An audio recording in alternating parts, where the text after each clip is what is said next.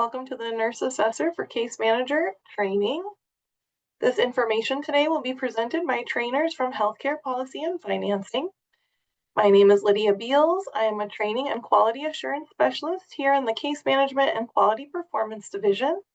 Carly Altman and myself will be presenting this training to you today.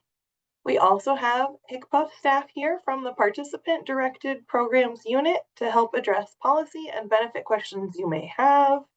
Additionally, we have some folks from the Case Management, Quality, and Performance Division as well.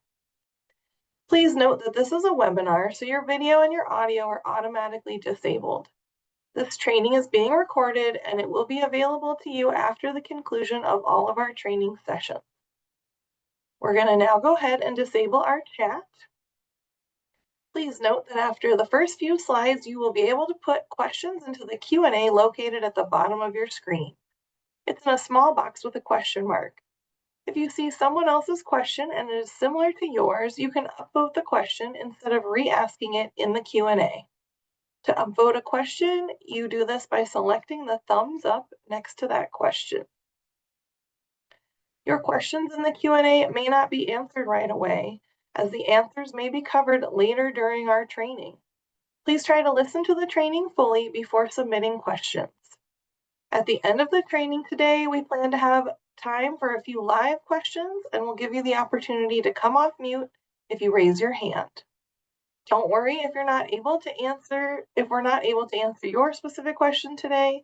The department will work to provide out an updated frequently asked questions document at the conclusion of all of our training sessions. We will be putting the resources links in the chat throughout the meeting. All of the resources we list today will be noted on the resources slide near the end of this presentation. We are currently hosting optional office hours through October. These office hours are provided after new programs roll out so that all case management agency staff have a place to take their nurse assessor questions. We encourage you to register for these sessions as needed. As a quick reminder, this training and the slides will be posted at the conclusion of this training series on the LTSS training webpage. In alignment with our mission statement that you can see on the screen, the nurse assessor process is geared towards a standard, equitable assessment for all ages and populations of members in need of skilled care. It will decrease duplication of services and remove conflicts of interest. There will be one assessment for all skilled services. We are very excited for this process to get up and running and to share with you as case managers your roles and responsibilities. Now let's get started by reviewing the agenda for today's training presentation. Our agenda is primarily focused on explaining what the nurse assessor is and what services the nurse assessor will be providing a review of. We will go over the case manager's roles and responsibilities and the process for which you will participate in. This includes the nurse assessor referral process, the specific nurse assessor skilled care acuity tool assessment, the steps to take after receiving a recommendation from the nurse assessor, and the PAR approval process. We will also be going over the service planning process, the appeals process, and a few member scenarios to help put it all into context for you. If you would like additional information about the Nurse Assessor program, you can access the link on this slide to the Colorado Department of Healthcare Policy and Financing Nurse Assessor webpage. We are here to talk today about the authorization process for skilled care services. Some of you may not be familiar with skilled care services because you have not worked with authorizing them in the past. With the launch of the Community First Choice program, now more members can have the opportunity to access health maintenance activity skilled care services provided through IHSS or CDOTS. You may need to refresh or retake trainings that specifically talk about these services and service delivery options. Today, we will focus on your role in submitting a referral to the Intelligent Nurse Assessor, who will provide a recommendation to you as the case manager for your formal authorization of the HMA services. I do see that we have 2 hands raised. If you are having some issues, feel free to put it in the Q&A and the staff on the call will help to address that. By the end of the training today, we want case managers to understand that the nurse assessor process will allow for a trained and licensed nurse to assess your members for all of their skilled care needs through one clinical assessment. This means that it is no longer the case manager's responsibility to assess members for their skilled care needs. This change will allow for case managers to focus on nurse assessor referrals, the service planning process, PAR authorization, and the appeals process. There are no changes to how you conduct your level of care assessment. You may be asking yourself, why is the department implementing a nurse assessor? As I stated before, the nurse assessor will be working to eliminate any conflicts of interest that currently exist in the process for accessing skilled care services. Having one assessment, the skilled care acuity tool, completed by the nurse assessor will decrease the number of assessments for members that previously had multiple skilled care assessments completed. It will now also be completed by a trained clinician who is well versed in nursing care and knows how to distinguish skilled care tasks from unskilled care tasks. The nurse assessor will also provide education to members on all the available services to the member to meet their skilled care needs. This can include long-term home health, private duty nursing, and health maintenance activities. The nurse assessor will be conducting a holistic and evidence-based assessment of the members needed for skilled care services. As a reminder, case managers will continue to support your member by conducting the level of care assessment and service planning process. Previously, you as the case manager had to conduct a more clinical assessment for your member's skilled care needs. You had to justify the authorization to Telegen. Sometimes you had to engage in an RFI process of back and forth to support the request. You may have even been asked to change your initial level of care assessment for this justification. Going forward with this nurse assessor process will make it much easier because your focus will be on submitting a referral to the nurse assessor, not doing the clinical assessment or providing additional justification. You will not have to revise your 100.2 with additional justification. You still have to understand skilled care services and know the difference between skilled and unskilled services to inform your service authorizations and know when a referral to the nurse assessor is appropriate. But you are no longer being asked to be a clinical expert on nursing care. The department is excited to implement the nurse assessor program now, as it will align a member's ability to be informed of and access the most appropriate services to meet their needs. On this slide, you will see some of the important dates the department has identified for nurse assessor implementation. On July 1st, the skilled care acuity assessment was added to the home health process in rule. Remember that you can utilize the rules and regulations to help inform you on the requirements and processes to access home health services. We will be adding a link to the department's rules and regulations website in the chat. As you know, on July 31st, case managers will stop submitting utilization review, utilization management, or URUM reviews to Telegen for approval of health maintenance activity hours. All reviews submitted by July 31st to Telegen will be processed by that agency. Starting August 1st, the nurse assessor process is live and they will be conducting skilled acuity assessments for any members with skilled care needs. Case managers must utilize the nurse assessor referral process for members needing health maintenance activity services.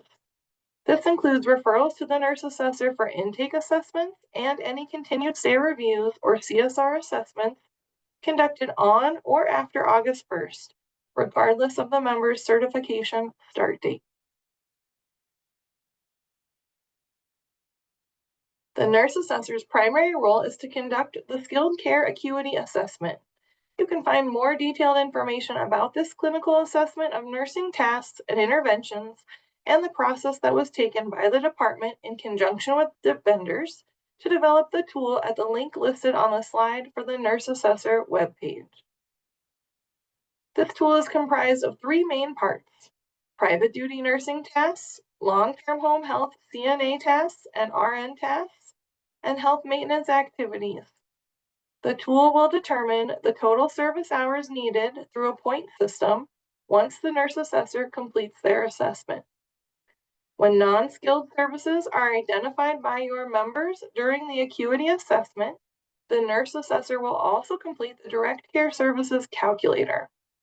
Once the acuity assessment is complete, the nurse assessor will provide a recommendation of hours for the various skilled care services. They will discuss the benefits with the member and the service delivery options to meet the member's care needs. HCPUF is contracted with Telligent to complete the nurse assessor process. Many of you are familiar with this vendor Telligent as you have interacted with them previously for the URUM process, PASSR, and other eligibility authorizations such as the HCBS CES application. For the nurse assessor process, your interaction is going to be different. Case managers will not be completing the same documentation or requesting for approvals to the nurse assessor at Telligent. Rather, you will be submitting a referral for an acuity assessment to be completed by the nurse and receiving a recommendation from the nurse assessor about the proposed authorization of skilled care services to include private duty nursing, long-term home health, and/or health maintenance activities. Now let's talk about the skilled care acuity assessment. Case managers will access the skilled care acuity assessment and other nurse assessor documentation in the Telligent Qualitrack system. The Department of Healthcare Policy and Financing, Office of Cost Control and Quality Improvement, contracted with 4Health Consulting to develop an evidence-based clinical assessment for skilled care services offered to the state's Medicaid population. The resulting skilled care acuity assessment, or acuity assessment, was finalized in October 2024 following extensive testing and piloting with home health agencies. A registered and licensed nurse will be the assessor, asking members questions about respiratory care, cardiac needs, gastrointestinal needs, medication management, medical equipment management, specialty care needs, neurological needs, and behavioral care, among other categories. If you would like to see an example of the acuity assessment, please visit the Nurse Assessor webpage. There's also a fact sheet about the methodology for this assessment that you can access. Now let's take a closer look at the skilled care services reviewed by the nurse assessor. Here you see the 3 services that are reviewed by the nurse assessor: private duty nursing, long-term home health, and health maintenance activities. The nurse assessor will be identifying the scope and duration of skilled services in the skilled care acuity tool assessment. Now let's take a look at these services in closer detail. The first service we want to address is private duty nursing. Some of you may be familiar with this level of support already provided to you members on your caseload. Essentially, private duty nursing allows a member with extensive medical needs to have continuous care provided by licensed nurses in their home and community. Members using private duty nursing are accessing hospital level of care in their homes. Please refer to this slide to learn more about the general definitions of private duty nursing. As a case manager, you will not be receiving recommendations from the nurse assessor to authorize this specific service, but you may have a role in the referral process in certain situations.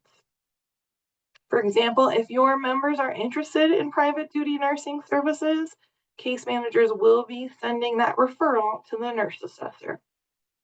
Now let's take a look at long-term home health services. On this screen, you will see long-term home health services, or LTHH. Some of you are familiar with this level of support from when case managers help to authorize this service. Long-term home health allows members to access skilled care on a reoccurring cadence, intermittently in their home and community. Members can access support from both licensed nurses and certified nursing assistants. Please refer to this slide to learn more about the general definitions of long-term home health. As a case manager, you will not be receiving recommendations from the nurse assessor to authorize these services, but you may have a role in the referral process in certain situations. Again, if you're working with a member that has long-term home health care needs, they do not currently work with a home health agency, the case manager is going to be the person that refers them to the nurse assessor for a referral process. Now let's take a look at health maintenance activities. On this screen, you can see the final service reviewed by the nurse assessor, health maintenance activities. This is where we'll be focusing most of our discussion today. Many of you are already familiar with this service. This service delivery option is different because it allows non-licensed staff to provide skilled care to members through consumer-directed attendant support services, or CDOS, and through in-home support services, or IHSS. Remember, health maintenance activities are available to members who are enrolled in the Community First Choice program. First, let's start by reviewing the health maintenance activities definition found in 8.7523.b in our rules and regulations. Health maintenance activities are routine and repetitive health-related tasks furnished to you in the community or in your home, which are necessary for health and normal bodily function that a person with a disability is unable to physically carry out themselves. This service may include helping you with healthcare tasks related to the care for your skin, nails, or mouth, dressing, feeding, toileting, exercise, transferring, medication management, or respiratory care. Health maintenance activities are services provided to members for routine and repetitive skill tasks in their home and community.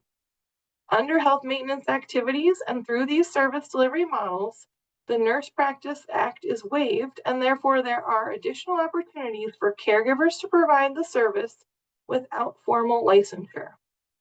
These services also require a prior authorization, and that is where you, the case manager, will be involved in all steps of this process. Case managers will be completing service planning with these members, including creating a direct care services calculator, submitting a pre-prior authorization in the bridge to create a PAR for the member. Before we move on to the case management role details, I'd like to pause for a quick check-in. Please send me some thumbs up or some thumbs down on if you are understanding the nurse assessor's own process to identify skilled care services for your members. Thanks, everybody. Appreciate the check-in.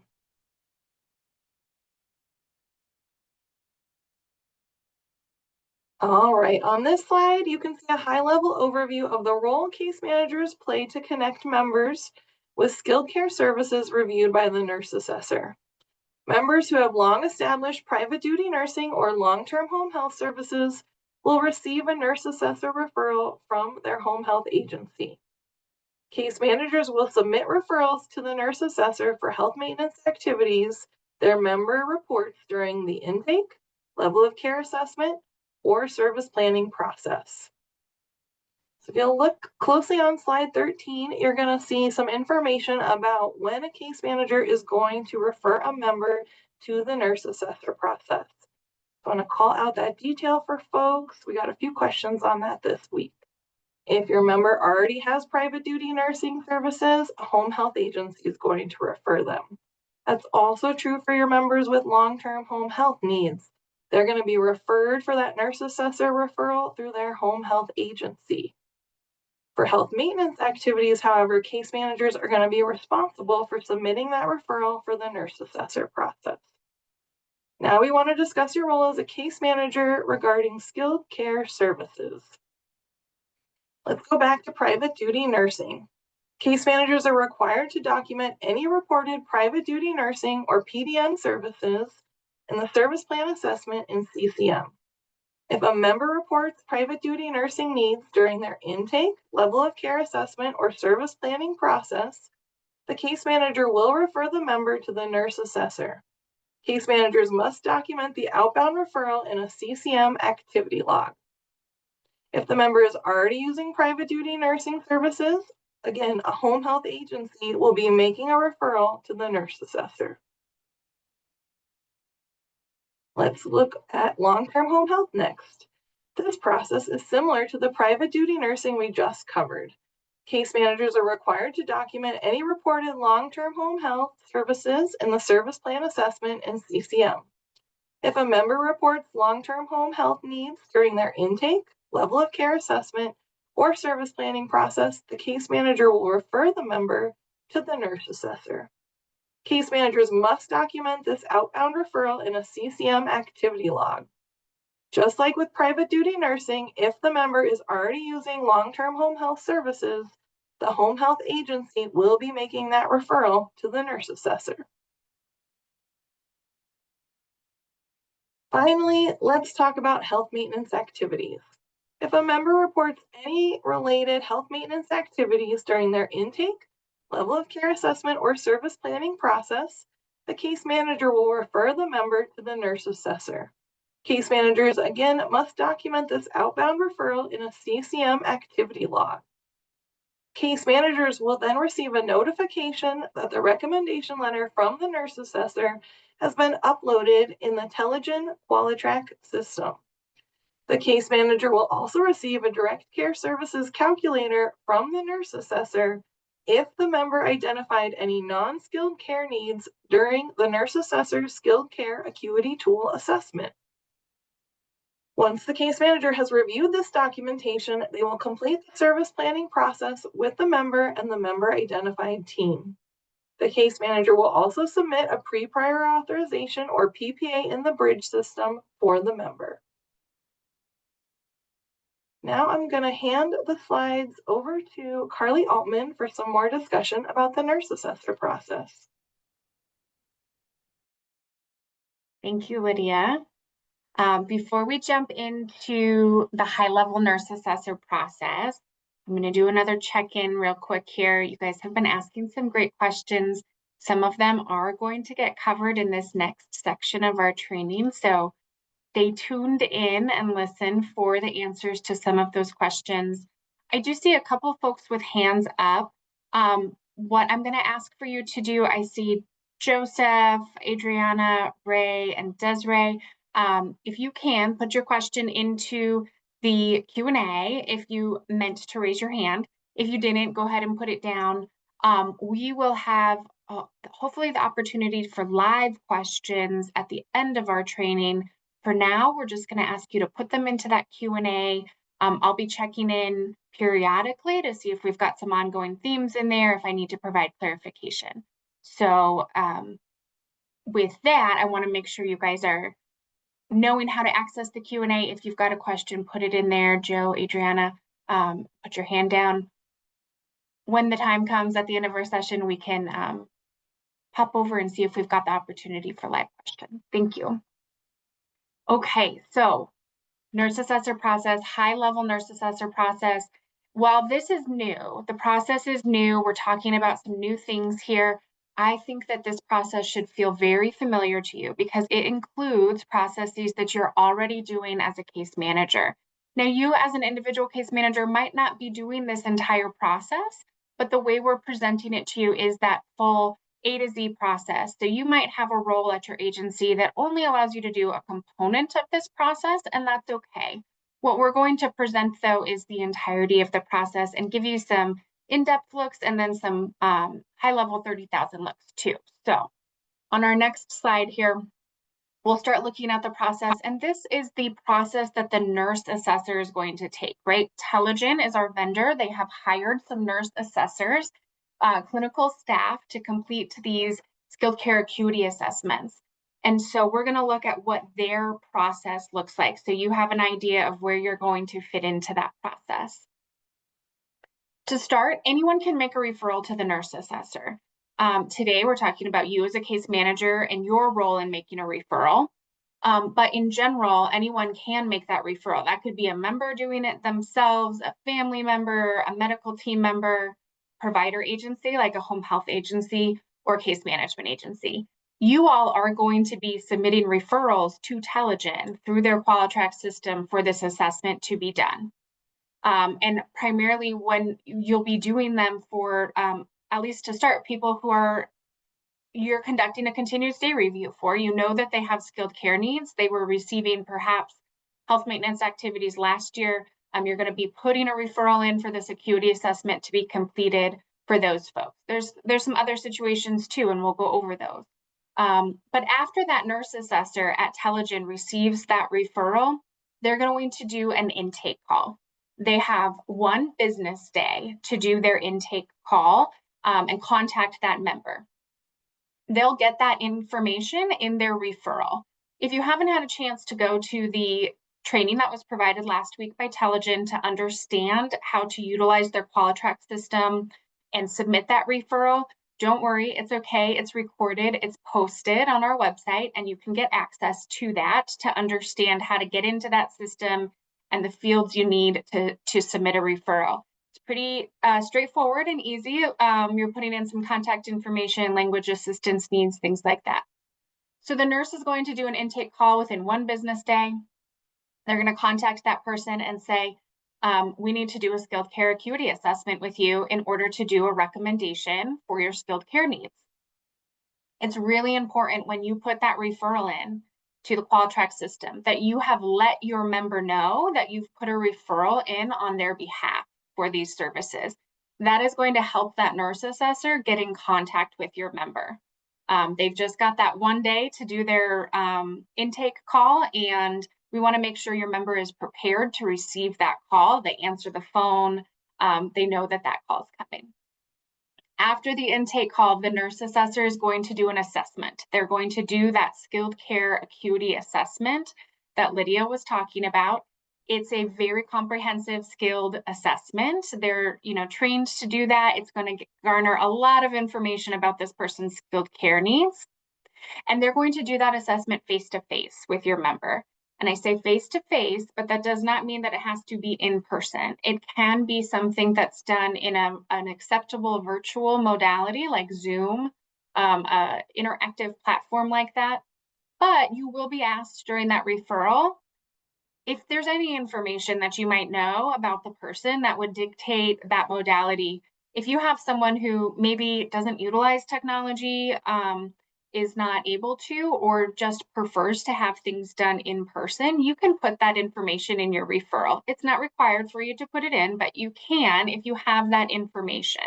That will help the nurse assessor make that determination. So they're going to make the determination about that modality, but you've got some information about your members. You can put it in there if you've got it when you do that referral. They'll do that assessment, and if that person has identified unskilled care needs, they will also complete the direct care service calculator. That's a direct care service calculator is something you have been completing as a case manager, but if you submit a referral to the nurse assessor, they're doing their skilled care acuity assessment, that person has unskilled care needs, they're going to also complete the direct care service calculator for you. Not the version in the bridge, okay? They're going to complete it outside of the bridge. You're still going to have to go into the bridge and input those numbers, but they'll have that documentation for you when it's applicable. It's not going to be applicable to everybody. And then after that assessment occurs, they're going to provide a recommendation. That recommendation letter we're going to look at here in a few slides as well.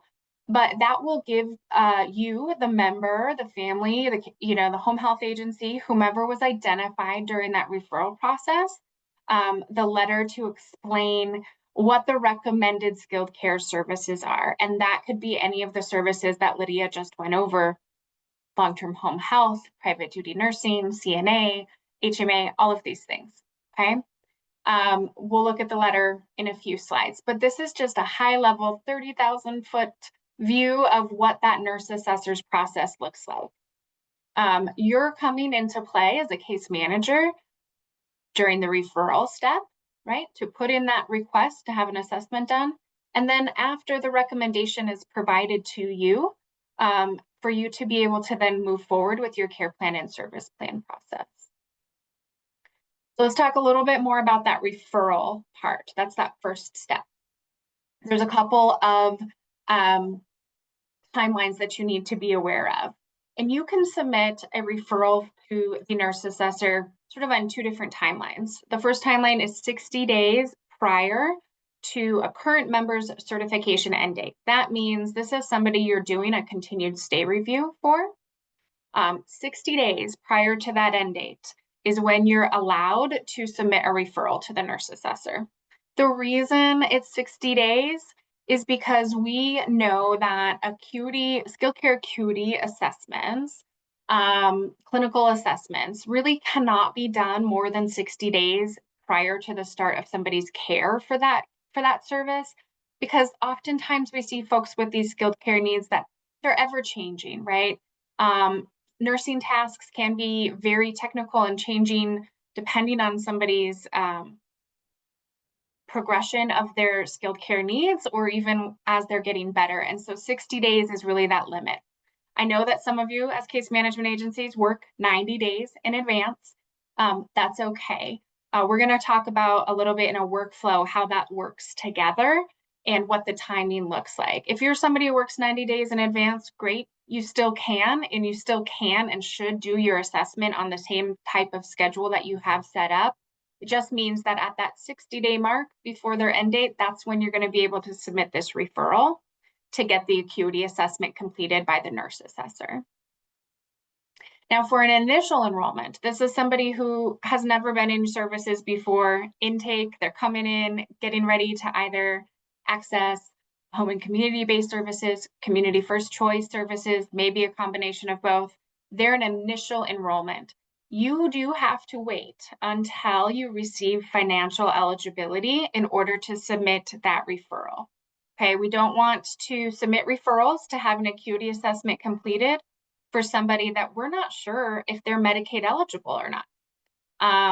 That is very similar and lines up with the direction we've given you for all of your other intake assessments, right? We ask you to not go forward with care planning and service planning until you have financial eligibility back. So same goes for the nurse assessor referral. And again, I'm going to say this, it's so important that when you do submit a referral on behalf of your member for that acuity assessment, that you make sure you're communicating with your member that the referral's been submitted, and so that they are aware someone's going to be contacting them, working with them, and having an acuity assessment completed, this clinical assessment, okay?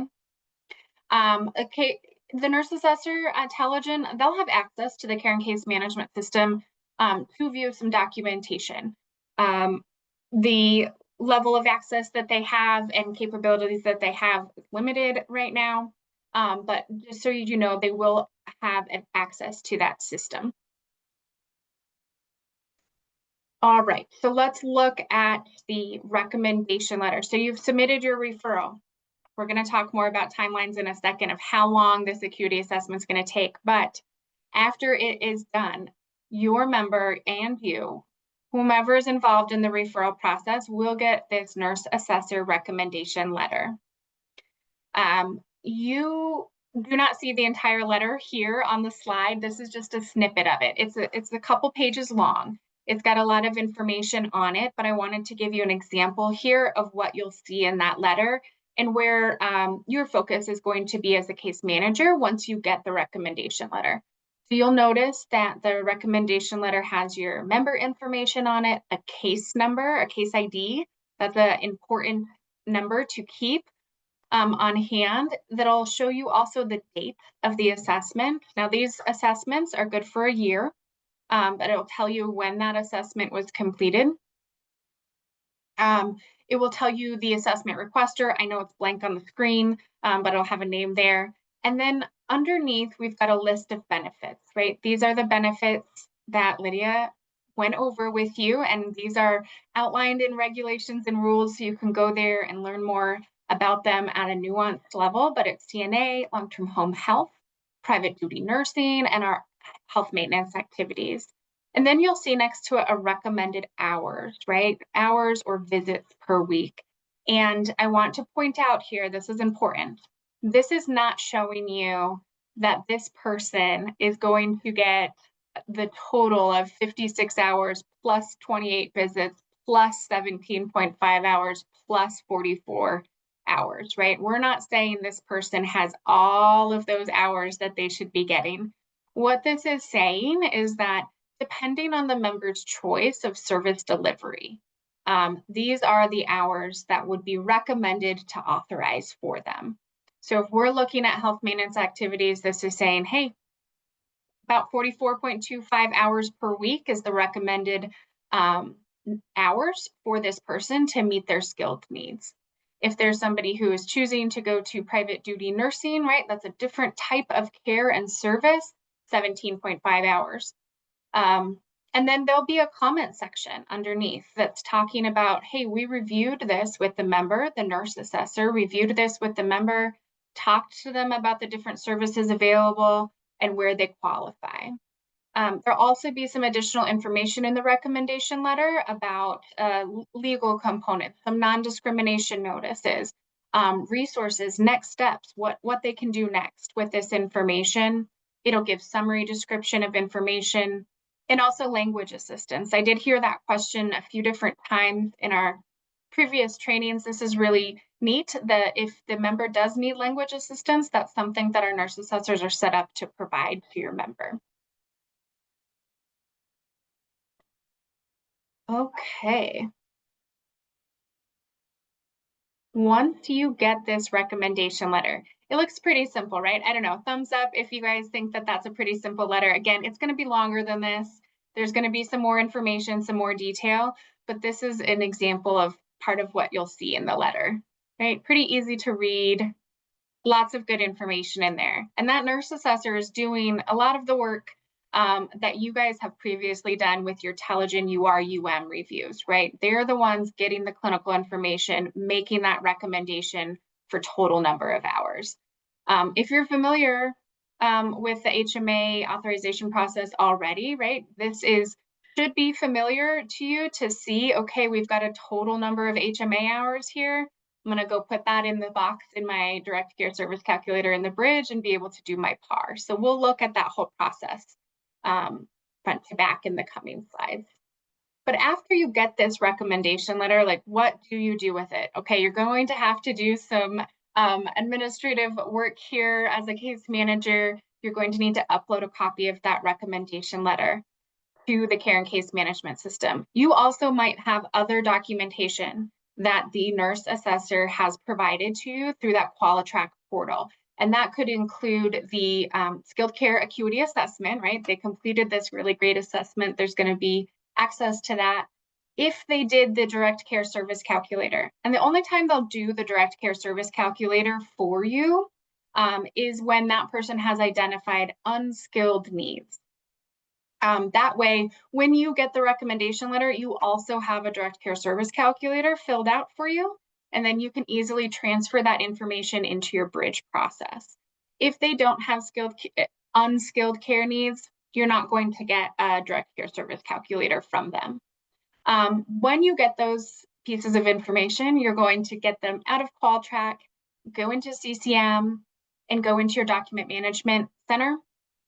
Select resource application in the category field dropdown, and then enter the name of the document. So it could be nurse assessor recommendation, acuity assessment, direct care service calculator, and save it into the format that you see on the screen. So it's 4 numbers for the year, underscore, NA recommendation, underscore, member ID. That's how we're asking you to save those documents into the document center for ease of access and ease of being able to find them. I know that there's not an extra date section there for putting a particular month. That's okay. In reality, most of the time, you're only going to have one of these recommendations a year. And even if you do have more than one, the CCM does a timestamp, so it lets you know when that was uploaded, and you would be able to easily discern the difference in those documents. If you need help with document management in the CCM, we have a job aid for that, and you can access that in our Google Drive. That'll help you work through that document management process.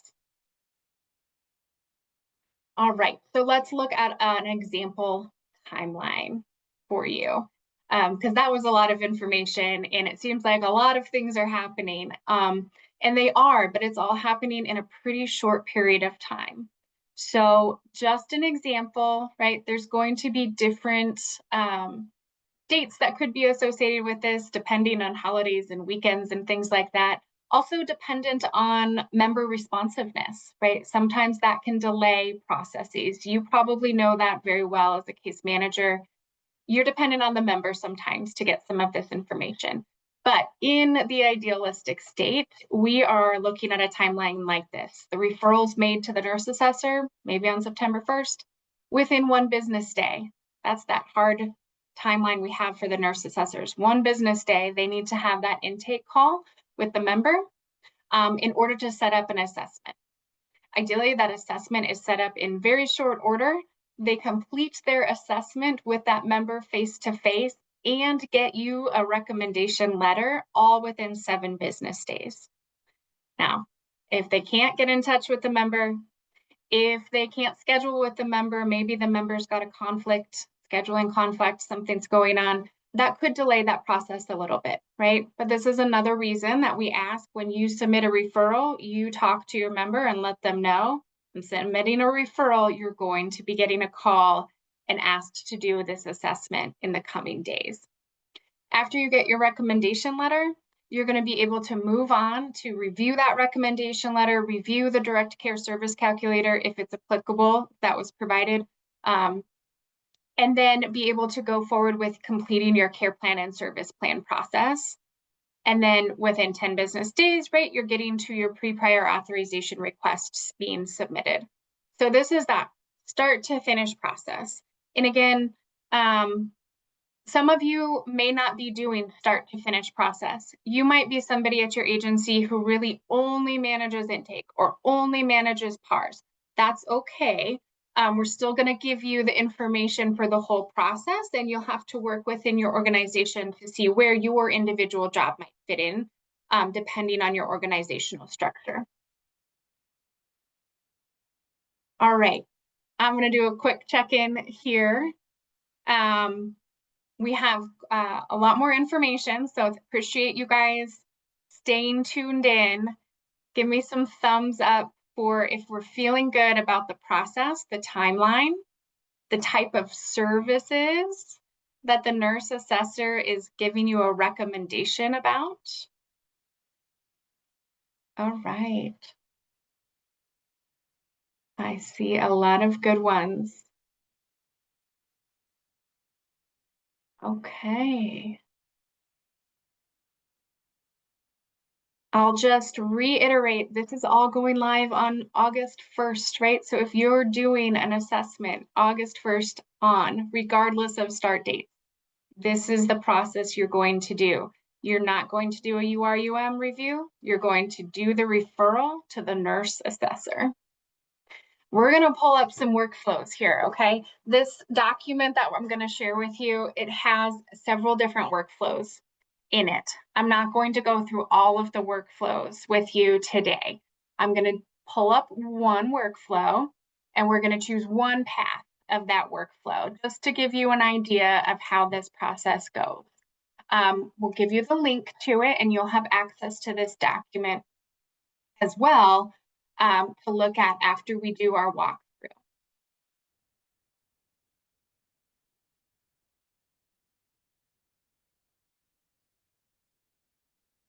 All right, can you guys see my screen? How's that looking?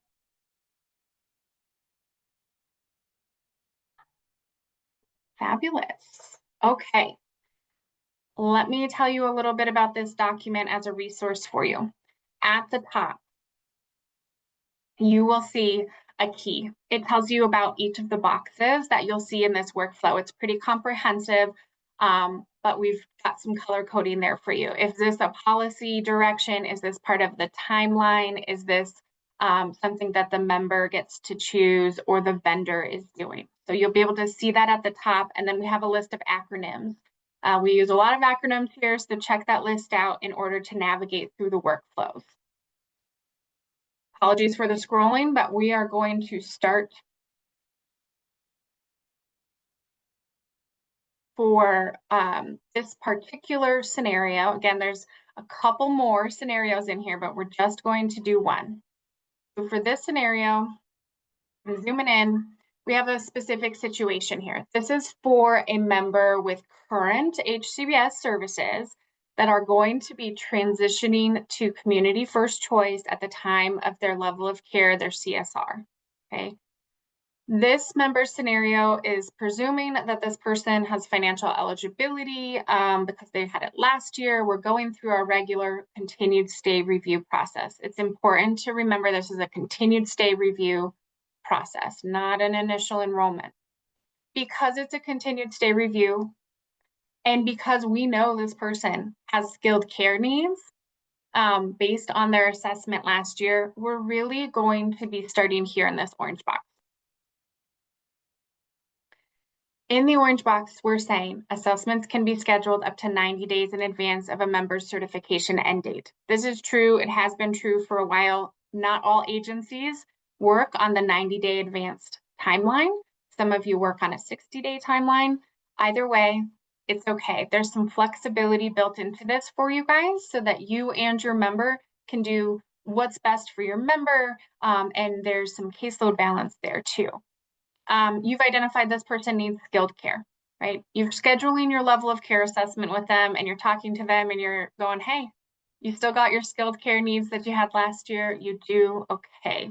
What does that indicate to me as a case manager? It's a continued stay review, so I know I can submit a referral to the Telegen vendor through their Qualtrack system 60 days before their end date. That's this orange box here. If you have done it 90 days, you're going to need to wait until you're at 60 days before you submit that referral, okay? If you're scheduling or conducting your level of care assessment 60 days in advance, you're probably doing these two things at the exact same time.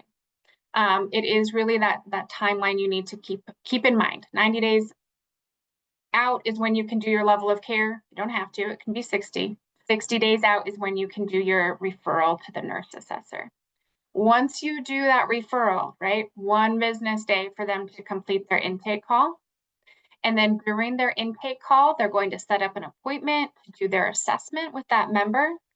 Again, it's completed face-to-face, but they will complete their acuity assessment and they will have 7 business days to generate a recommendation for you and anyone else involved in that referral process. Now, while this is happening, while the nurse assessor is getting their intake done, their assessment done, providing out a recommendation letter, and potentially a direct care service calculator if non-skilled services are identified, you could be conducting your level of care and completing your benefits counseling, right? You're talking to that member, I've done your level of care, let's talk about the services, right? I did a referral for your skilled care services. Are there other services that you're interested in or need or that we had identified last year too? Those could be CFC services. They could be waiver services, really depends on your member. So these things are all happening for the nurse assessor process, and you're getting to conduct your level of care assessment.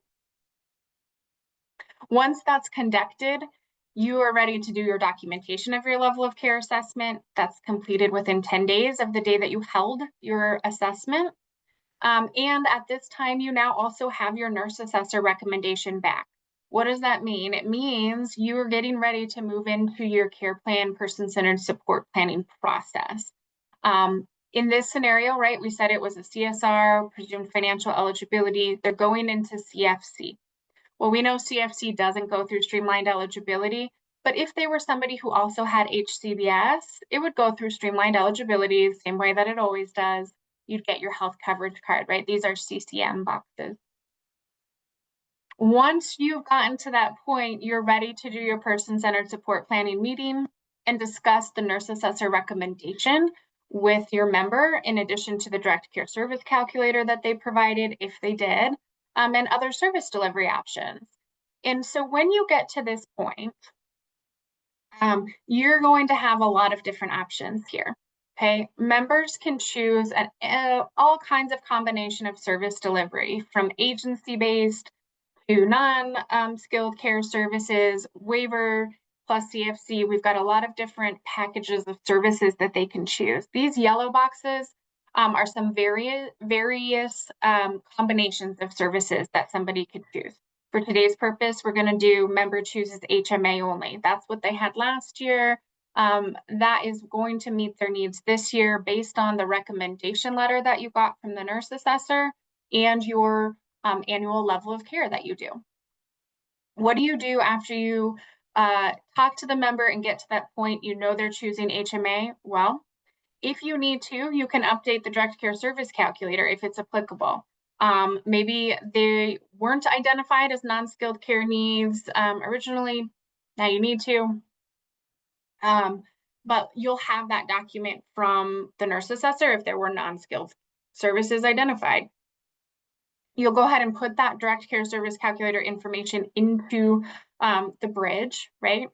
And that allows you to create your PAR, but you'll also be discussing the options of CDAS or IHSS with your member, because those are the two service delivery options that somebody has if they're getting a health maintenance activity only, right? So you will follow the process depending on which service delivery options they choose. That's participant-directed program options. And these paths are for existing IHSS or CDAS members only. So if you have a new enrollment for somebody that's never been in CDAS or IHSS, you're going to need to look at the other scenarios. This person has been in the program before last year. They're choosing IHSS. In order to choose IHSS, you're going to have to send a copy of the direct care service calculator to the IHSS agency. You do that as a case manager. They'll provide you a care plan.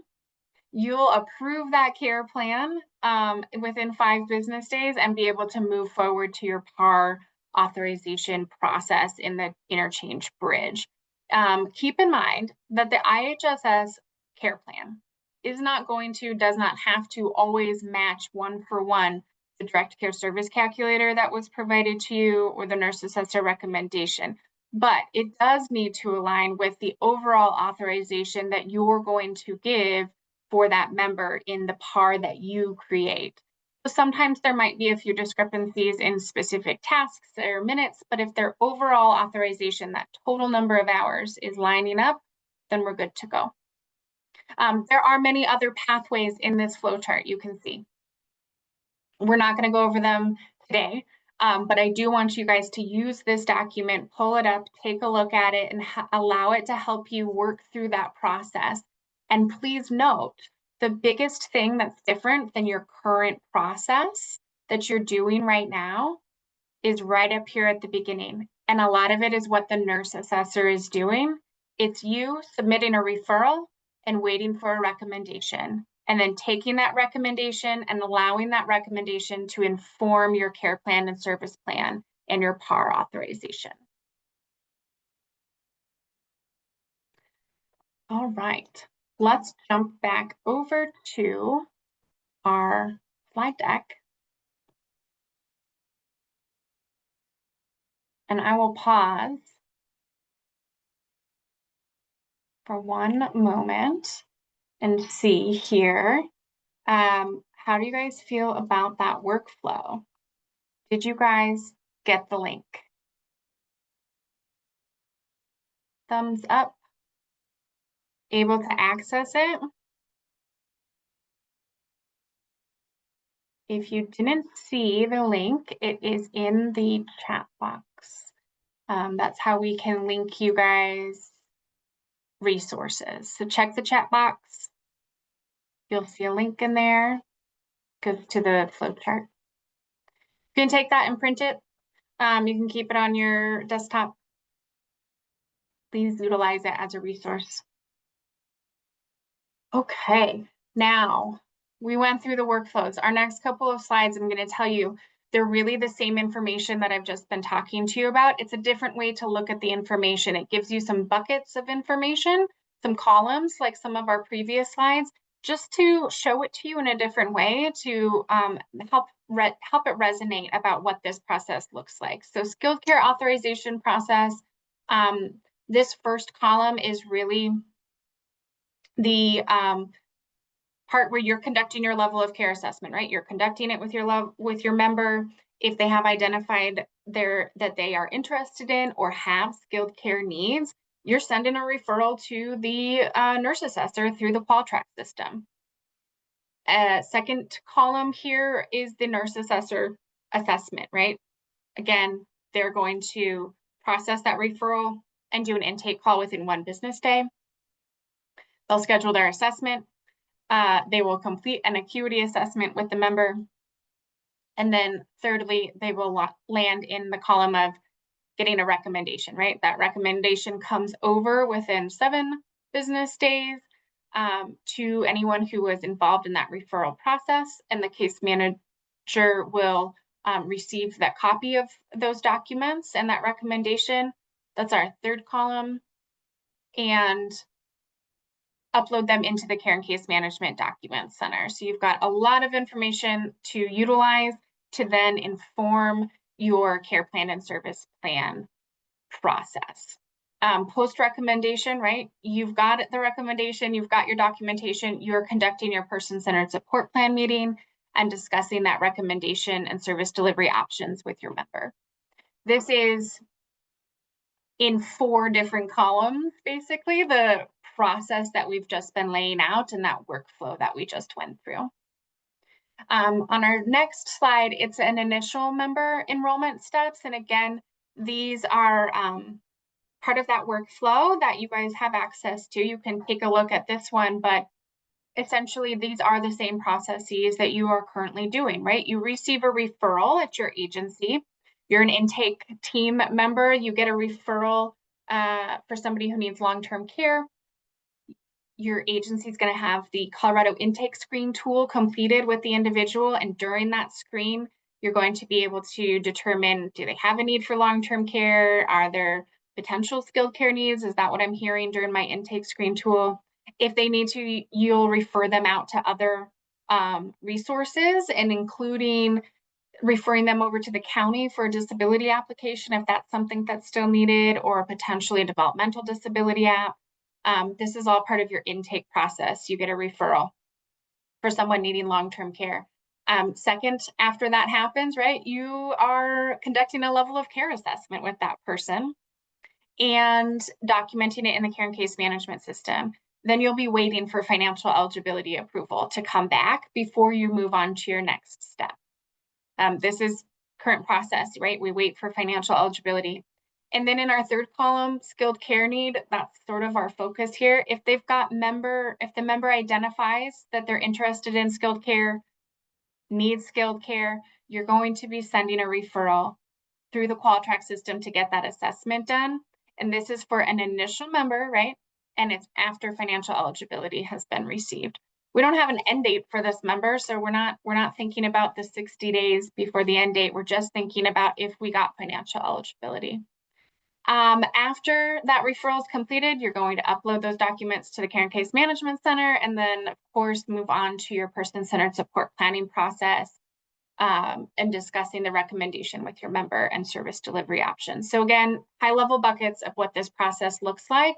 We were in some nitty-gritty detail in that workflow, and then we've pulled back and are looking at this from a high-level bucketed process step for you. Our next 2 slides are talking about service delivery options. And these 2 slides are really explaining to you the line of yellow boxes in our workflow that we looked at when I said your member has a lot of different choices of how and what services they want to receive. That is completely true. There's a lot of different combinations of how somebody might need to have their needs met. And so each one of these boxes is going to give you an example of if they choose this, then this is what you do, right? If they choose agency-based services, non-skilled care, these are just your regular services, right, that you're authorizing. You're going to be the one that is discussing the direct care service calculator with the member when it's applicable for personal care, homemaker, right? They don't have skilled care. You're just doing a regular service authorization. You'll complete your person-centered support plan and follow your regular process to obtain those services for that member and completing your PPA. If they've got private duty nursing, long-term home health for skilled care, that's what their choice is. I want private duty nursing, long-term home health. That's appropriate for me. That was something that was recommended from the nurse assessor. But I also have some non-skilled care needs, right? I also might need homemaking. I also might have other waiver services, other CFC services. You're going to be discussing that choice with your member to ensure that there's no duplication of services. but I want you to remember you're not the one that's authorizing those services on the PAR. That's something that's done through a different process and a vendor called Centra. We'll look at that in a few slides too. So there's some coordination that needs to happen here, depending on which types of service your member is choosing to receive to meet their needs. And the second slide is a few more examples of different options that could occur for your member. They might have PDN, long-term home health, and HMA for their skilled care, right? They were getting all three. Some serious coordination has to happen here too, because they're getting private duty nursing or long-term home health. Their home health agency is involved. They're the ones who probably have submitted a referral for those services. And you're doing the authorization for HMA.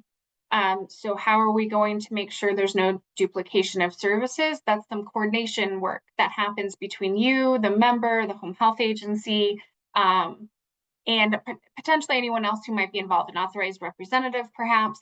And you're really looking at different service delivery options here like CDOS or IHSS as well. So we want to make sure we're not duplicating any services. And you'll be submitting a PAR for the HMA hours. The private duty nursing, long-term home health is going to be done through, again, a vendor called Centra.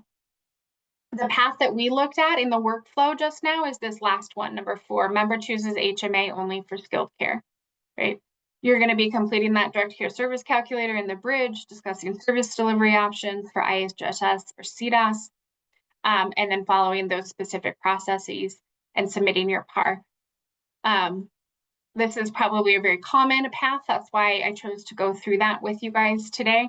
But in this scenario, you have all the information you need, right? You've gotten your direct care service calculator from the nurse assessor and your recommendation.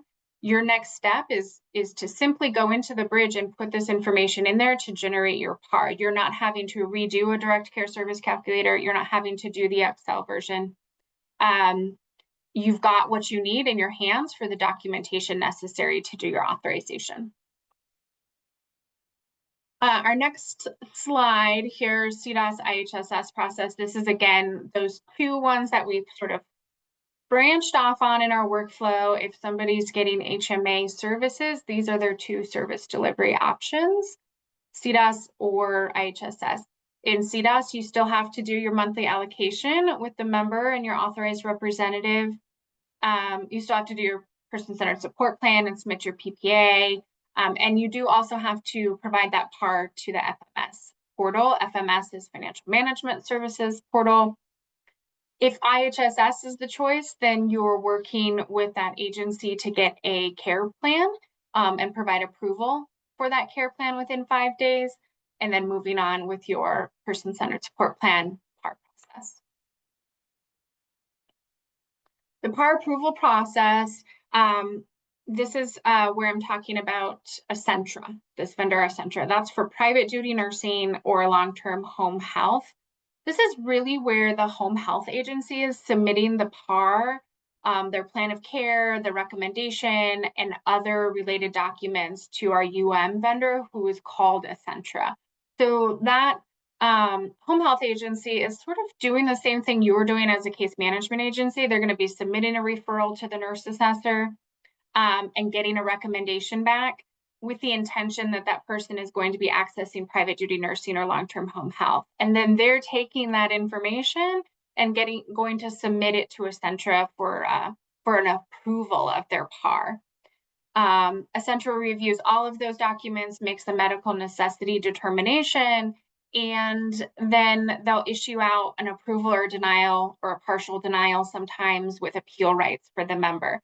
This is not your process for private duty nursing long-term home health. That's not what you're doing, right? That's what's happening from a home health agency's perspective and how they're interacting with the nurse assessor to get those services authorized. For you as a case manager, right, you don't put those services on your PAR. You've got different services you're putting on your PAR. You're going to be reviewing the recommendation from the nurse assessor, right? You submitted a referral. They did their assessment, gave you back a recommendation. You'll be reviewing that and potentially reviewing the IHSS care plan if that's applicable. It's not always applicable. And then you're also going to be reviewing the need for any other types of services, community first choice services or HCBS services, sometimes a combination of both, to make sure you have this comprehensive service plan. And then you're the one who's providing the PAR approval, right? In our blue columns, Accentra is giving that PAR approval. You as the case management have the authority for this PAR approval that includes health maintenance activity services, waiver, CFC services, right? That's your authority, is to approve that PAR. And then additionally, if you are doing any sort of denial or partial denial, you're sending out a notice of action, right? That's part of your process right now. If you do reduction, denial of services, you send in a notice of adverse action, and that gives that member the appeal rights. So we do have an appeals process here too that we'll talk about in a few minutes, but it is very similar to what you're doing now. This is part of your roles, responsibilities as a case manager. So on our next slide, we kind of have two pathways that we've looked at, or one pathway that we've looked at. We're going to look at the second, but there's basically two things that could happen. Either you've submitted your referral and gotten your recommendation letter back, and you've talked with your member and everything is accepted. You get it and you say, this is great. This lines up exactly with what maybe my member had last year, what I understand to be my member's needs, what my member understands to be their needs, the total number of HMA hours that were recommended. That's what I'm going to authorize, and everybody is happy with that decision. You move on to your care plan, your service plan, and your prior authorization, and you're good to go, right? You had a lot of work taken off your plate in that process because you weren't submitting to Telegen for a URUM approval. You were just getting a recommendation. All you did was submit your referral and then get a recommendation letter. You didn't have to do all of these extra documentation to submit different components of documentation to Telegen, right? You just put your referral in, got your recommendation, moved on to your care plan, service plan process with your member. Pretty cool. There's another path that could happen where maybe things aren't looking so good. There's some sort of disagreement on one side or the other, and you have to deviate from the nurse assessor recommendation. This is not something that we expect to happen regularly or often, because we are pretty confident in this nurse assessor process that the skilled care acuity assessment is vetted, it's been researched, we have really great people conducting that assessment. It's going to give a lot of great information. We're solid in that recommendation, but there might be times that we have to deviate. So that's where we're going to talk next in our next section, is what do we do if that recommendation isn't lining up? There's a process that you're going to have to take and some documentation you're going to have to do. But again, I want to impart this. We don't expect this to be common. It shouldn't have to happen every time by any means, but there's some situations it might, okay? So before we go into this whole process, I'm going to pause again just to see where we're at in our Q&A. I see you guys have been asking some really great questions. So we've got a team of folks in the background helping to answer those questions. And if you haven't seen your answer to your question, look in the answer tab.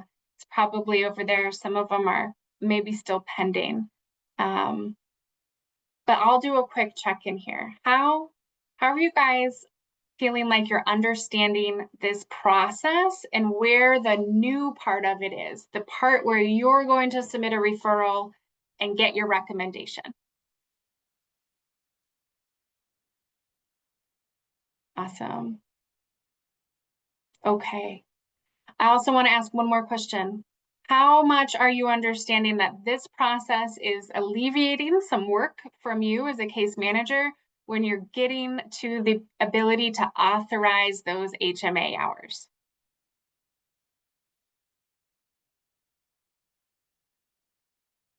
All right.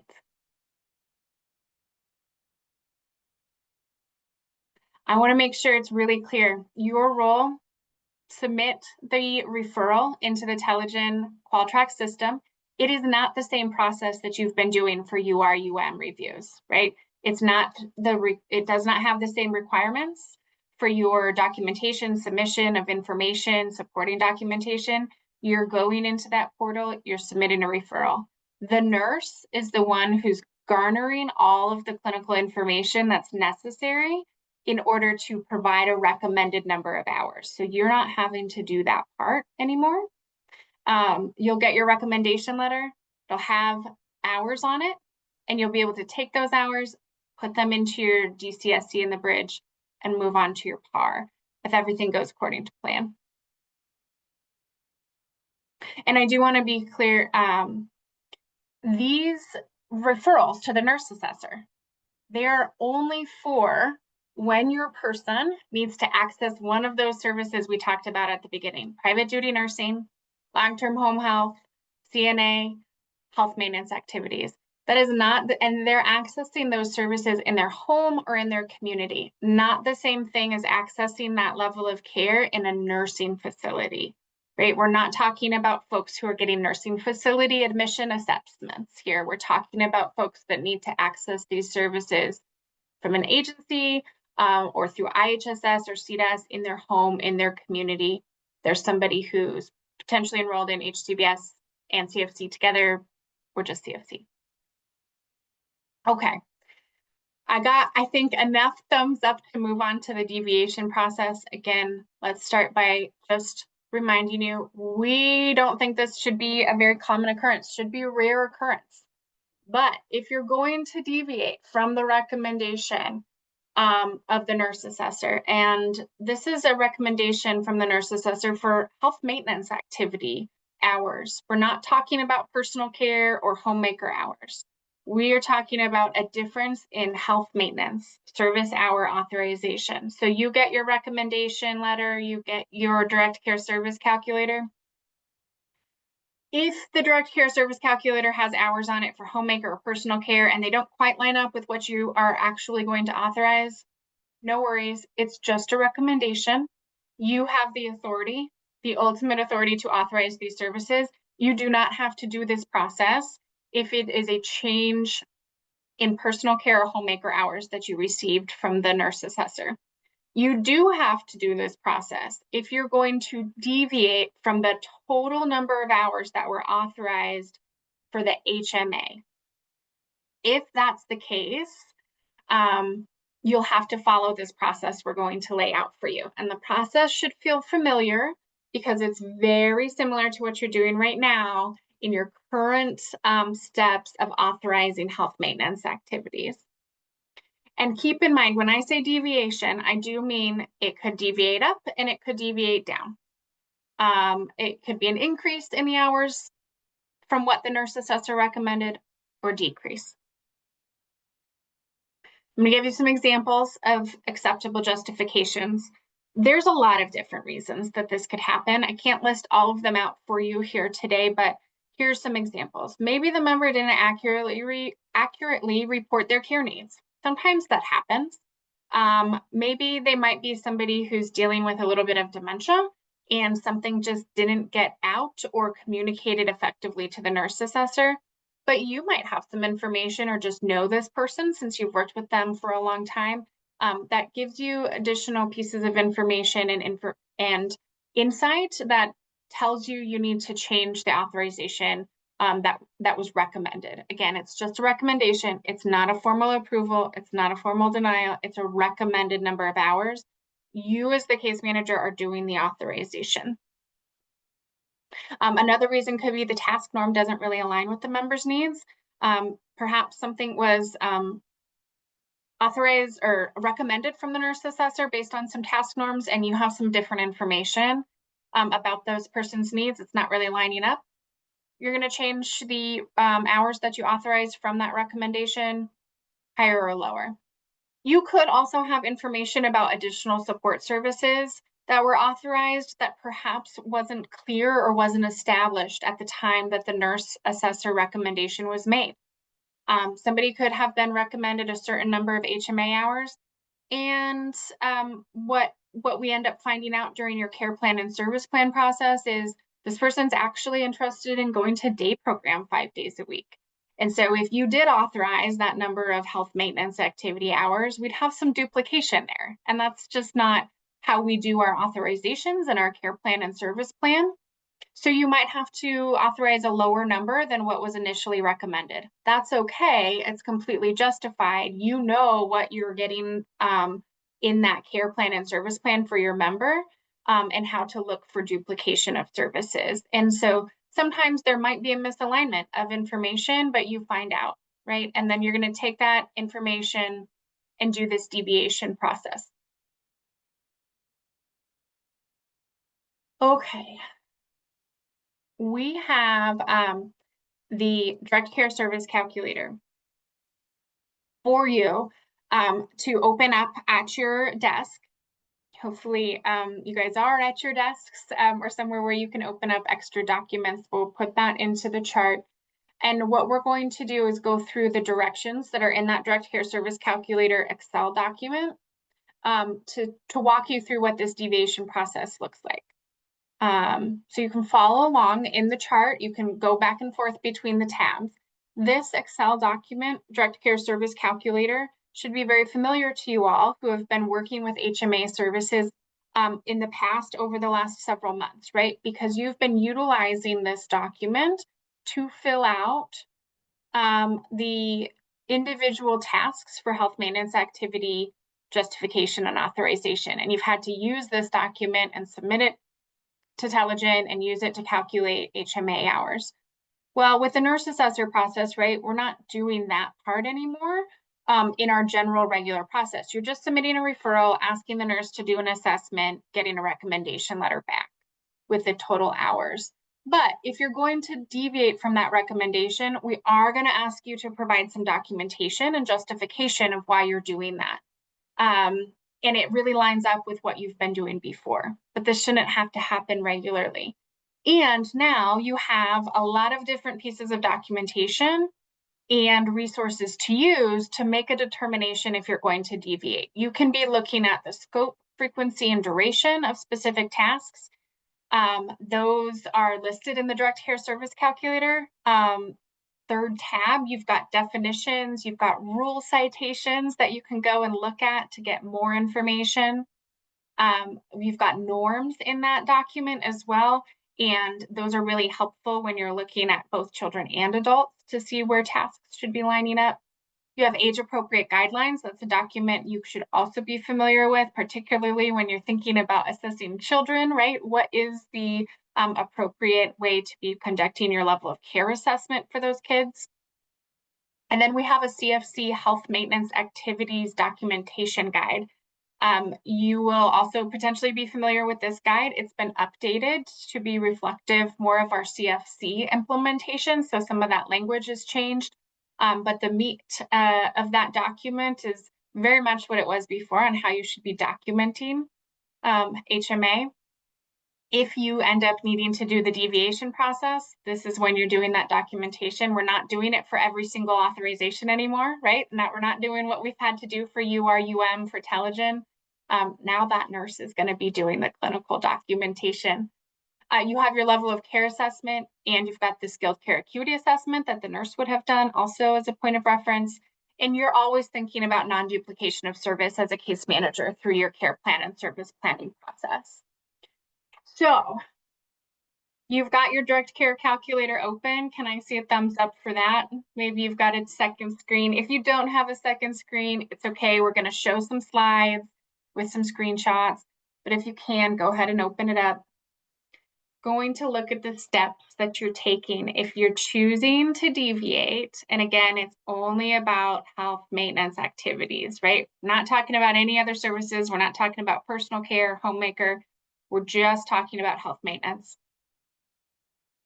So this is the first and second step that you see in your tab on the direct care service calculator. There's a list of instructions. That's what's on the screen. You can look at the screen or you can look in your document. But your very first step is you're reviewing that nurse assessor recommendation letter for HMA hours with your member. We're going to look at it. If you decide, or the member decides, or there's some sort of conflict discrepancy, an alternative amount of time is needed. what you're going to do is you're going to have to complete the HMA service calculator and provide justification for the authorized hours. You should be doing this with your member during their service planning discussions, right? We're not just sending out direct care service calculators and asking a member to fill it out on their own. This is a combo discussion with you and your member to figure out where maybe that time needs to be different than what was recommended. So you're going to fill those tasks out. You're going to have to provide some justification during that meeting. And you can use any of those documentation that I just went through, right? You've got a lot of different documentation at your fingertips by this point to be able to make that determination. Step 3, for each task that you're selecting where there's maybe a change here, you are going to have to fill out the task at the bottom of the tab and the justification box. And that justification, again, it can be coming from your Legacy 100.2. Maybe it's something that you already knew about and you want to use that as a justification. It could be something brand new, some new information that you found out when you were having your service plan meeting with your member. You'll just need to be documenting it in that justification box. And you do need to include this frequency, the duration of the task, any and all of the requirements that might be outlined in the Community First Choice HMA documentation guide, and why that task is deviating from the Nurse Assessor recommendation. And we're going to look at some examples here in a second. But you will be then looking at the total hours on the HMA attestation. And that total hours box is going to populate over to your first tab, which is the Direct Care Service Calculator tab in that same document. Step 4, after that populates over, now you are on your Direct Care Service Calculator tab. And in that document, you're going to manually enter the HMA hours that the Nurse Assessor recommended to you. You've got your recommendation letter, so you're going to put that total hours in there for HMA. And you had an automatic population of hours come over from your HMA attestation tab into this Direct Care Service Calculator tab for what you recommended. Now you can see those hours side by side, and you'll be able to say which one of these is best going to meet my members' needs. Again, the deviations could be higher, could be lower.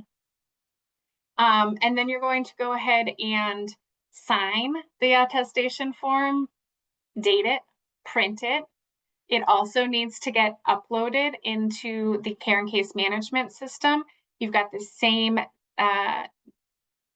formatting for a naming convention that you have for those other documents. And then after you've made that decision of what your authorization will be, you'll go ahead and do your direct care service calculator in the bridge and submit your PAR. There is no resending to Telegen to the Nurse Assessor. This deviation process is just your final step in authorization if your authorization differs than what was recommended. We're not asking you to submit this anywhere for approval. It doesn't need to be signed off on by a supervisor. It is our ask of you to document effectively where or why you're going to deviate from the recommendation and put that documentation into the member's record. You'll be able to put that decision of the number of hours onto your PAR and move forward with allowing that person to access services.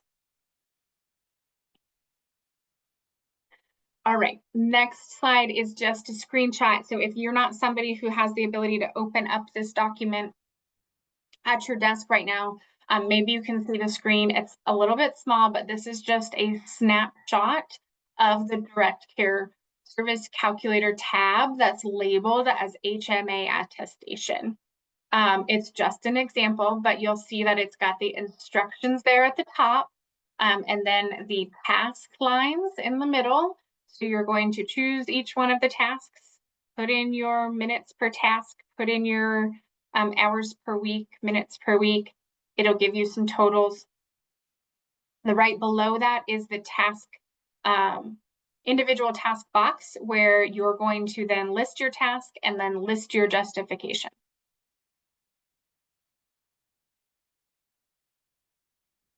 On our next slide, it kind of gives you 3 different screenshots. Oh, sorry, I think I skipped forward a little bit. This is just the direct care service calculator tab. So we've got some highlighted information here. Once you've done your HMA attestation tab, again, it's going to auto-populate where this blue hour is for HMA hours determined on HMA attestation tab, right? That auto-populates. Where you manually have to put information in is the yellow box with the green arrow at the top and bottom. The first one is the Nurse Assessor recommended hours. You've got a recommendation letter, so you can just pull the hours right from there, pop it into your worksheet. And then the second yellow box with the green arrow is the HMA hours that were authorized by you as the case manager. So which one of those did you choose? Did you choose the hours that were authorized by the Nurse Assessor or the hours authorized by you? If you're choosing the hours authorized by the Nurse Assessor, you really shouldn't be doing a deviation, right? Because what we said is the only time you need to do this work is if you're deviating. What it's doing is giving you the opportunity to see those 2 hours side by side as a total. So you would end up putting the number of hours you're going to authorize in that second yellow box. It'll give you a total. Now you've got your appropriate documentation to justify the deviation, and you can upload that into the care and case management system and move on with your PAR process. This deviation process too, before I go into an example, I want to just highlight for you that if you get a Nurse Assessor recommendation letter at the beginning of somebody's certification plan, right, as you would if they've got skilled care, that Nurse Assessor recommendation is good for a year. So if something happens in the middle of the year and that person's needs change up or down, and you've got to do a revision, you've got to do a service plan revision, PAR revision, what is happening is that now you are going to change your authorization of health maintenance activities. That does not mean that you need to resubmit to the Nurse Assessor and have a new recommendation provided to you. What it means is you're going to follow this deviation process. You're going to document what's changing, why it's changing, how that total hours is different, and upload it into the CCM and move on with your revision. You don't have to get a new approval. Telligent's not even giving you an approval anymore, right? They're giving you a recommendation. You don't have to go through that process again. The member doesn't have to go through that process again. We're just asking that you as a case manager, if there's a revision, follow the deviation process if it means that that HMA hour total is going to change. Not all revisions result in an HMA hour change, right? So only if the HMA hours are going to change during the middle of the year, for whatever reason, are you going to follow this process to show some documentation and justification about that change? And then you can make the change on your PAR, right? You're not waiting for another submission, another assessment. You've got the tools here to document, justify, and move forward with that revision. So that should also be a good time saver, right? We're not having to go through that process again. The member's not having to go through that process again. You've got the tool. All right, let's look at an actual example here. This is a deviation up from the Nurse Assessor. So Nurse Assessor captured that a member's BAL program was taking 45 minutes a day, totaling 5 hours a week of HMA. But when you've worked with that member, they've reported to you that it actually takes 60 minutes a day to complete. The norms for BAL care are very individualized. And so you've got several years of working with this member. It's always been 60 minutes, right? It makes sense. You're going to go ahead and decide to authorize 7 hours a week for this member instead of 5. That's okay. It's only a 2-hour difference, but it can make a big difference for that member. So you'll have the recommendation letter. It'll show you 5 hours per week of health maintenance activities. But you know this person needs 7. What does that signal to you? Got to do my deviation. That's okay. It's going to be a little bit extra documentation, but not too much. So on our next slide, you'll look, we've got it basically 3 steps. The first step, right? You've got this recommendation letter. It said 5 hours per week. You manually enter that into your direct care service calculator tab. And then step 2, you're going to that HMA attestation tab. You're going to fill it out. Bowel care, 60 minutes per task, 7 days a week, 420 minutes a week. We've got 7 hours total now.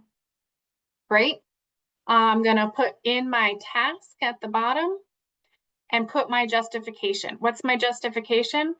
The member reported to me that their bowel program is taking 60 minutes per session, 7 sessions per week, and the member requires that time for their bowel program, right? So you've got your justification. That might be something that was in your ADLs. It may be something that was listed in previous documentation. You've got your justification there. You're going to date and sign that. Pop over to your direct care service calculator tab. You can see those 2 hours side by side, 5 and 7. And then you'll end up getting a total hours there. I know it's not showing in our example here, but it'll put a total in there for you for what you authorize. That person also may have homemaker or personal care and give you that total hours.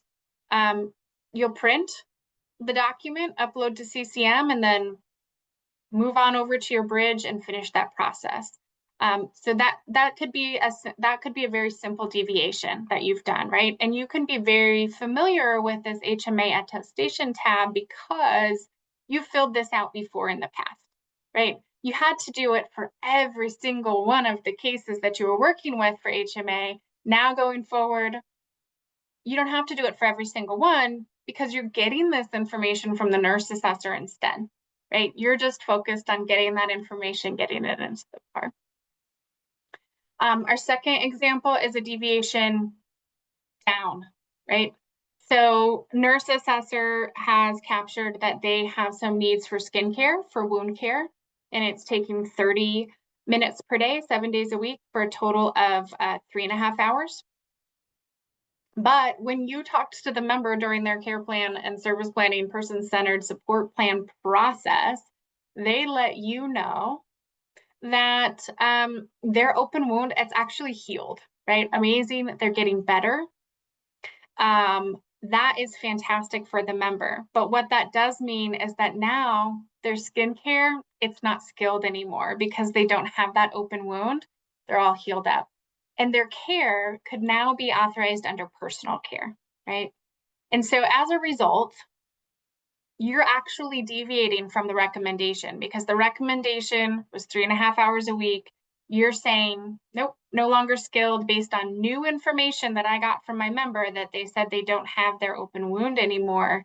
I'm going to transfer that over to personal care. I still have to do my deviation paperwork. So on the next slide, this is the example of that deviation paperwork, right? First, nurse assessor recommendation, 3.5 hours a week. Second, you're saying, it's not skilled anymore. So I'm going to my health maintenance activity HMA attestation tab. I'm looking at skincare. I'm putting in zeros. That's going to total zeros. I'm still going to sign and also put my task and justification in. My justification is the member reported to me that they no longer have open wounds. Therefore, their skincare is no longer skilled. I'm authorizing personal care instead. You'll pop over to the direct care service calculator tab, number 3. You've got your hours in there. You've got your recommendation from the nurse assessor and the hours that you have decided, which in this case is 0. And then you've got a total there of what's going to end up getting authorized. It's actually 0.75 hours of personal care instead. So even though we are doing 0 hours of HMA in this case, it's still a deviation from what was originally recommended. So you'll fill this paperwork out, you'll upload it, move on to your PAR. Okay, because we're deviating up or we're deviating down. Either way, you're going to have to do this. But again, we don't expect this to be all that common, right? Your recommendation you get from the nurse assessor should be able to meet your members' needs. There are going to be cases where You get a direct care service calculator from the nurse assessor for non-skilled care. And remember, when we first started talking about deviation process, we said you don't do the deviation process for non-skilled care needs, right? If you get a direct care service calculator from your nurse assessor and they were going to authorize a certain number of homemaking hours, you get it and you go, that doesn't make sense. I know some different information. This person's got regular incontinence. That means they're doing trash removal way more often than what was identified under homemaking for this person. I'm going to go ahead and increase the number of hours for homemaking. Perfect. You've got justification for that, perhaps in your level of care assessment already because of their incontinence and toileting ADL. You can just go forward and do that authorization in your PAR. You don't need to do this deviation process. You don't need to provide additional documentation in the external DCSC. You have to put your information into the PAR, into the bridge, right, into the DCSC in there, but you don't need to do this Excel document. Okay. This means there's going to be times when and chances when there still is disagreement, right? You may be deviating from the nurse assessor recommendation, member might not agree with it, right? You may be authorizing exactly what the nurse assessor recommended and the member still may not agree with it. What happens when that happens? We have an appeal situation perhaps, right? There are mediation type services available through CDCO for IHSS and CDAS, and we do encourage you guys to use those services if it's about IHSS and CDAS HMA hours. That's a resource available to you, and we can reference back that at the end. But that sometimes isn't always the answer. Sometimes a member just wants to appeal a decision. And this is true across the board for all of your services, right? Sometimes members, family members, authorized representatives, whomever, doesn't like what the authorization was. It could be because you've deviated from the nurse assessor recommendation, but it also could be that you did exactly what the nurse assessor recommended and authorized those hours, and the member's still not happy with it. Maybe they think they need more. Maybe the recommendation was actually less than what they had last year. There's a lot of different times that could happen. But the appeals process for HMA is really the same type of process that you've always done for your other service appeals. Somebody doesn't disagree, they can give you other documentation, right? Maybe they give you some new pieces of information like we talked about in the examples. And based on that documentation, you decide, okay, this is good. I'm going to go ahead and do my deviation process and authorize the hours. Great. If you don't do that and we've got an appeal on our hands, they can give you extra documentation. But if it's really not justified and you're not changing your authorization, then they get to appeal that decision that you've made through that notice of action, that adverse notice of action. And you'll send that notice of action to the member, right? And this is when there is a denial or reduction in services. That's when you're sending this notice of action to the member. And the appeal is going to be through the Office of Administrative Courts, same as all of your other appeals are. You assume your typical role in the appeal process, which means you are representing the decision that's been made for that authorization of services. The next slide, I'm going to give you some examples of regulations. These are examples, right? This is not the be-all, end-all of all the regulations. We've got a lot of regulations out there, right? Service-specific regulations can also be used, but this one is on assessed need. So they don't have an assessed need for the service to be authorized, then it's going to be denied if it was something that was requested. You can utilize that regulation. There's waiver program eligibility requirements as well. And you're going to have to decide which regulatory language to use during that appeal and that notice of action based on what is happening with that member. A couple things to note during the appeal process: Telegen should not be called to testify or will not be called to testify. You have all of the appropriate documentation you need for your appeal packet. You're going to have the recommendation letter, your level of care assessment, your direct care service calculator, HMA attestation. You've got a lot of different pieces of documentation to support you during that appeal. We are going to be working to provide some information to the ALJ, that's the administrative law judges, about the nurse assessor and direct care service calculator process, and so that they have some education and information about how these types of documents are informing your service authorization. And then, of course, you're always utilizing your volume 8 regulations. And we had a recent memo that went out about notice of actions as well, too, so you can reference that. Our next slide is the appeals changing condition workflow. Not going to walk through this one. It's on the workflow document we shared with you earlier, but it's essentially the process that I was just talking about, right? They're not agreeing. What do we do? And then before we jump into some scenarios, perhaps I'm going to give you guys one more piece of information that through this nurse assessor process, right, we know that there are home health agencies who are submitting referrals for an acuity assessment. You guys are submitting referrals for acuity assessments. There may be people who end up getting information that they don't have skilled care needs, right? The recommendation is that no hours, right, because there's not having skilled care. Maybe they even get denied their CNA services that they had previously. These are all possibilities.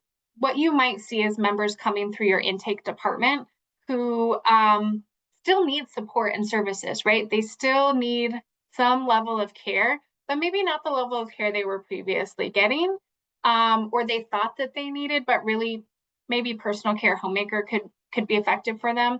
They'll come to your intake department. I just want to let you guys know they might have some of this documentation. They might have a nurse assessor recommendation letter. They might have an acuity assessment. These folks might be appropriate to actually be enrolled in a waiver, or they might be appropriate to get enrolled into community first choice and get personal care only, right? You need to make sure that if that's the case and that's happening, they're showing these documents to you, you guys are understanding where they're coming from the nurse assessment, and then allow them to go through your regular intake process, complete their level of care assessment, and then make the determination about, are they eligible for CFC? Are they eligible for a waiver? What services could meet their needs if not skilled care, right? And that's true for really anyone who comes to the door, right? We're trying to figure out which services are best going to meet their needs. All right, I am going to pause before we go into member scenarios. We have about 15 minutes left, I think, of our time here today, and I know you guys have been asking a lot of really good questions in our Q&A. We've got the team of wonderful folks behind us answering those Q&A. I will just ask some of my colleagues here, are there any particular themes that we should readdress verbally before we look at a member scenario here? Thanks, Carly. Carly. Lydia, okay, I was going to say, Carly, I think maybe just speaking to the revision process one more time, and then we got a really great question from Kendra. If let's say the current authorization is using the existing Telegen process, but then they have a revision post August 1st, what would they need to do? And in that case, they would need to use the nurse assessor process. So if you would just highlight the revision process really quickly one more time, I think there was quite a few questions on that. Sure. Okay.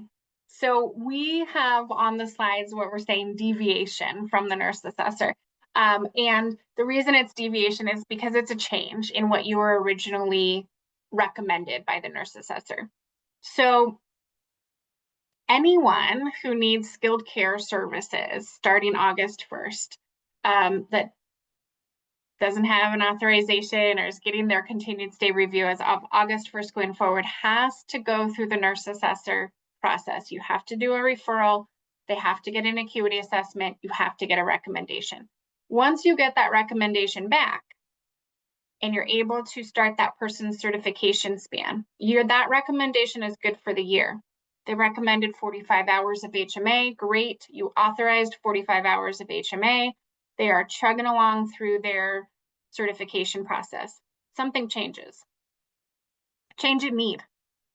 Maybe they got better, maybe they got worse. You're needing to do a service plan revision to maybe, I'm going to say, up their hours in health maintenance activities. If that's the case, what's the process? Well, you're going to do your regular revision process. The difference here is that where you previously would have had to get an approval to increase those hours from Telegen through the UR/UM review process, get all of that documentation, submit it all, get that approval, you're not doing that anymore. You already have a recommendation from the nurse for that full year. So what you're going to do is utilize this deviation process, essentially saying, I am now going to, I didn't when I originally got my recommendation, but now I'm going to deviate from that recommendation because I'm going to increase it by 5 hours. They need these hours. I know they need it. This is what happened. This is my documentation. All you need to do then is go to this direct care service calculator worksheet and workbook, fill out your HMA attestation tab, fill out the direct care service calculator tab, sign, print, make sure you've got your justification in there, upload it to CCM, and finish on your revision process, right? To revise your care plan, service plan, and your PAR to show that increase.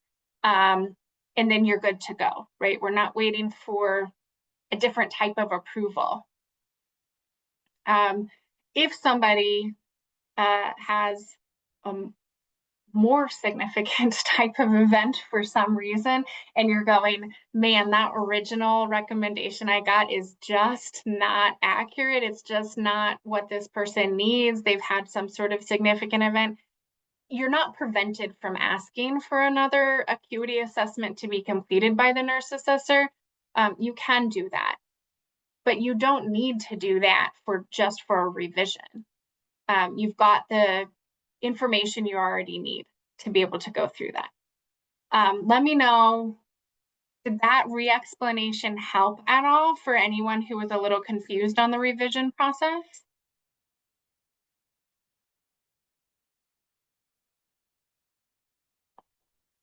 I'm getting one thumbs up. We've got about 330 case managers here, so I would love to see more thumbs up. If not, raise your hand. I'll try and help clarify. All right, I think that's a little bit better. I see more thumbs up coming in.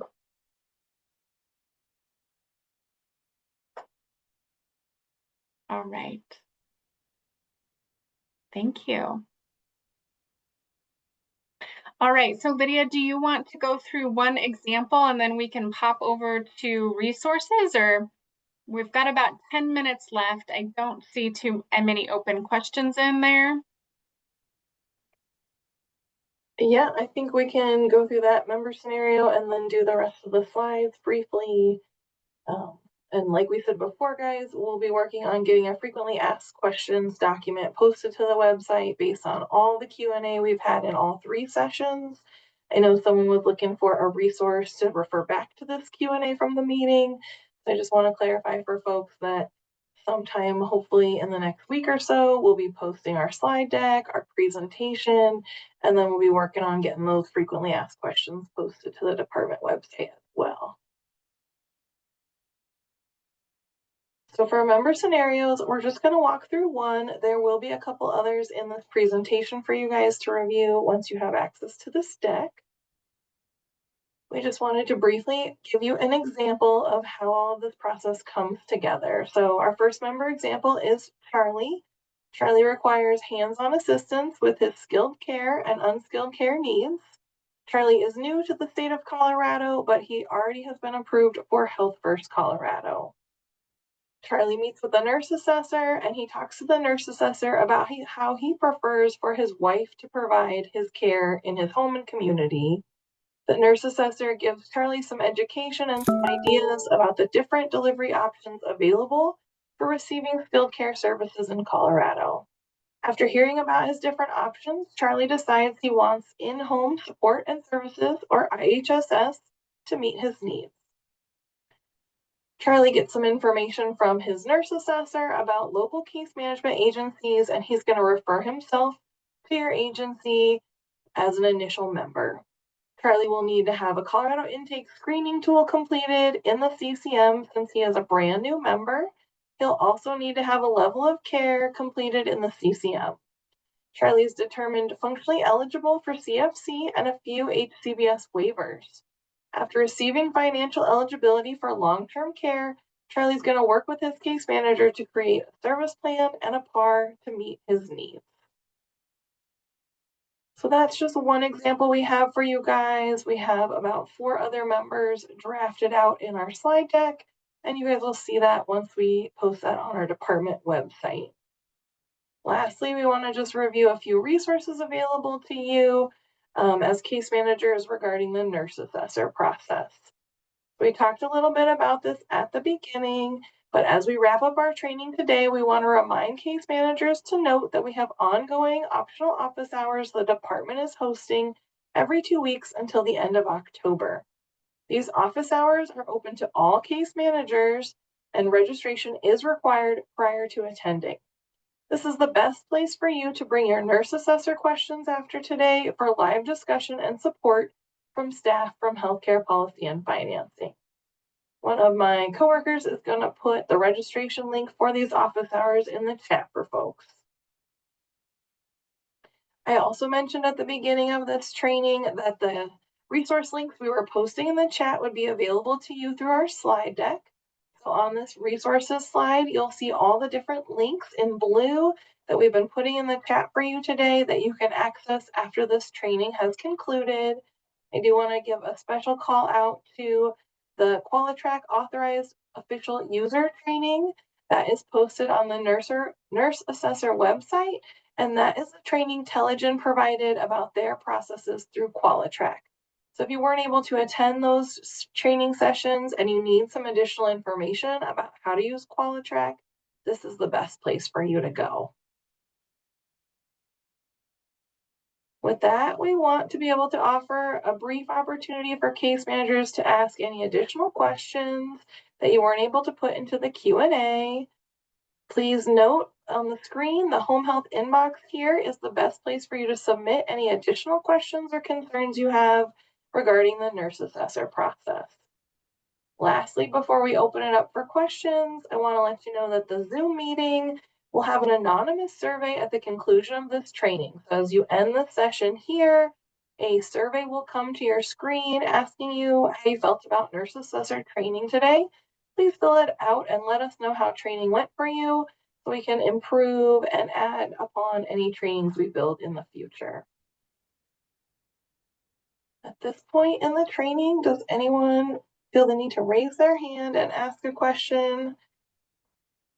Looks like we have about 6 minutes left.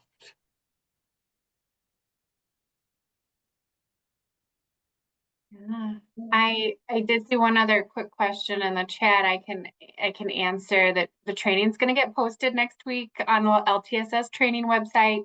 The way that the rest of our webinars do, we don't have a co-learn e-learning module for this yet. So new hires coming in after this is our last session, they can watch the recording to garner this information, okay, and use those other resources that we've provided as well. Another quick question about the understanding tasks and how you're filling out that deviation paperwork. You're going to have access to that skilled care acuity assessment you can look at for reference, but we're not asking you to go in and adjust your 100.2. You're conducting your 100.2 as your 100.2. If you decide to deviate from the recommendation, the place that you're going to provide that justification is in that direct care service calculator workbook on that HMA attestation tab. That's where the extra documentation goes. Don't go back in and feel like you've got to adjust or alter your 100.2 assessment, particularly if it occurred prior to getting that recommendation, right? We gave you those variations in the timelines and some of that flexibility of when these things are happening that will make the most sense for your member. That's where that documentation goes, is in that health maintenance activity attestation tab. I don't see any hands up right now, but we will hang around for a few minutes and wait. If you don't have any other questions, feel free to sign out, fill that survey out. Thank you guys so much for coming. Thanks everybody for spending your afternoon with us. We appreciate everything you do for our members, and we appreciate your time today.